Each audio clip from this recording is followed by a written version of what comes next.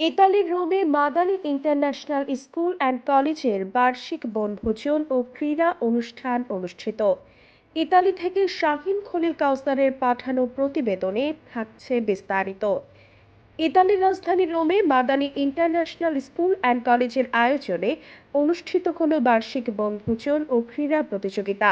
শিক্ষার্থী, শিক্ষক, অভিভাবক এবং অতিথিদের অংশগ্রহণে প্রাণবন্ত হয়ে ওঠে দিনব্যাপী এই আয়োজনের দিন সকালে স্কুল ক্যাম্পাস থেকে একাধিক বাস যোগে রওনা দেন শিক্ষার্থী ও অভিভাবকরা। রোমের মনোরম তুর্তি ইনসেনিয়ামে পার্কে পৌঁছে আনুষ্ঠানিকভাবে শুরু হয় বার্ষিক বনভোজন ও ক্রীড়া উৎসব। অনুষ্ঠানে জাতীয় সঙ্গীত পরিবেশনের মাধ্যমে সূচনা হয় দিনের কর্মসূচি। এরপর দেশীয় সংস্কৃতি ও ঐতিহ্যকে কেন্দ্র করে আয়োজন করা হয় নানা ধরনের ক্রীড়া প্রতিযোগিতা। এর মধ্যে উল্লেখযোগ্য ছিল বাচ্চাদের বিস্কুট দৌড় ও দড়ি লাফ, মহিলাদের বালিশ খেলা ও চেয়ার দখল, পুরুষ অভিভাবকদের বল নিক্ষেপ ও মিউজিক্যাল চেয়ার, ছাত্রছাত্রীদের মেধা পরীক্ষা ও সাধারণ জ্ঞান প্রতিযোগিতা, শিক্ষকদের মজার খেলা ইত্যাদি। দিনব্যাপী এ আয়োজনে শিক্ষার্থী, অভিভাবক, শিক্ষক ও অতিথিরা স্বতঃস্ফূর্তভাবে অংশগ্রহণ করেন। অনুষ্ঠানটি রোম প্রবাসী বাংলাদেশি কমিউনিটিতে ব্যাপক সাড়া ফেলে।